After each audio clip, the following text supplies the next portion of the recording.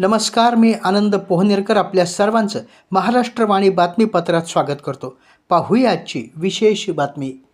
अवैध व्यवसायावर पायबंद घालण्यासाठी नांदेड परिक्षेत्रातील विशेष पथकानं धडक कारवाई करत मोठ्या प्रमाणावर चंदन तस्करी उघडकीस आणली.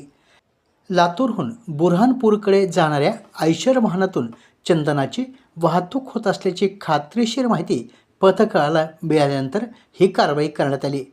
मिळालेल्या माहितीनुसार दिनांक 5 एप्रिल रोजी पहाटे लोहा पोलीस ठाण्याच्या हद्दीतील लोहा नांदेड मार्गावरील सई हॉटेल परिसरामध्ये सापळा रचण्यात आला. संशयित आयशर वाहन अडवून तपासणी केली असता सुरुवातीला वाहन पूर्णपणे रिकामं असल्याचं दिसून आलं.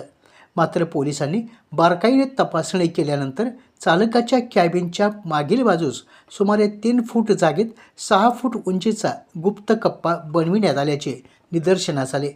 पोलिसांनी वाहनावर चढून ताडपत्री उघडत कप्प्यात प्रवेश केला असता या कप्प्यामध्ये गोण्यामध्ये मोठ्या प्रमाणावर चंदनाचं लाकूड साठवलेलं आढळून आलं. या गोण्या बाहेर काढून वजन केलं असता एकूण 1470 किलो चंदन म्हणजे अंदाजी किंमत 36,75,000 रुपये हे जप्त करण्यात आलं. या कारवाई दरम्यान वाहन चालक तौफिक चांद पाशा देशमुख राहणार चापोली तालुका चाकूर जिल्हा लातूर आणि त्याचा साथीदार तुकाराम शेषराव बुंदराळे राहणार आनंदवाडी तालुका चाकूर हे दोघेही ताब्यात घेण्यात आले. या दोघांची पोलिसी खाक्यात चौकशी केली असता त्यांनी हे चंदन उदगीर, आनंदनगर, चापोली तसेच बीड जिल्ह्यातील केज येथील रामदास बुंदराळे आणि बाळासाहेब जाधव यांनी भरून दिल्याची माहिती दिली. या प्रकरणात एकूण 1470 किलो चंदन, आयशर वाहन आणि 11,000 रुपये रोख असा एकूण 51,96,000 रुपयाचा मुद्देमाल जप्त करण्यात आला आहे. या प्रकरणी तुकाराम बुंदराळे, तौफिक देशमुख, रामदास बुंदराळे, बाळासाहेब जाधव आणि शंकर तानाजी मानपाडे या 5 जणांविरोधात लोहा पोलीस स्थानकामध्ये भारतीय न्याय संहिता तसेच भारतीय वन अधिनियम आणि वृक्षतोड कायद्यानुसार गुन्हा नोंद करण्यात आला आहे. पुढील तपास पोलीस उपनिरीक्षक पांचाळ हे करत आहेत. या यशस्वी कारवाईमध्ये उपनिरीक्षक पंकज इंगळे यांच्यासह पोलीस कर्मचारी प्रदीप खानसोळे, संजीव जिंगलवाड, गणेश धुमाळे आणि कामाजी गवळी यांनी महत्त्वपूर्ण भूमिका बजावली. पथकाच्या या उल्लेखनीय कामगिरीबद्दल पोलीस उपमहानिरीक्षक शहाजी उमाप यांनी अधिकारी आणि कर्मचाऱ्यांचे अभिनंदन केले.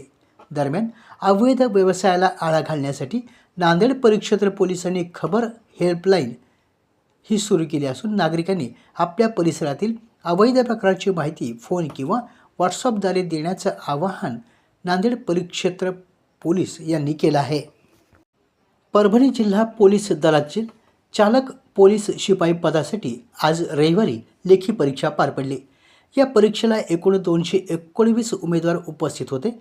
यापैकी 207 पुरुष आणि 12 महिला उमेदवार हजर होते. परभणी शहरातील ज्ञानोपासक महाविद्यालय या ठिकाणी ही परीक्षा पार पडली.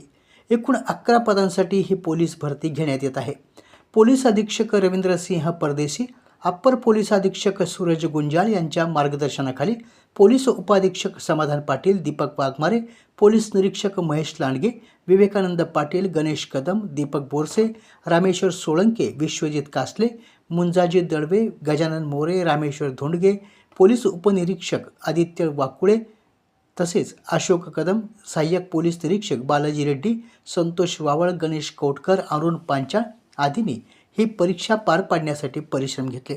आपल्या जिल्ह्यातील अपडेट बातम्या पाहण्यासाठी आमच्या महाराष्ट्रवाणी या चॅनलला लाईक करा, सबस्क्राईब करा आणि शेअर करा. धन्यवाद.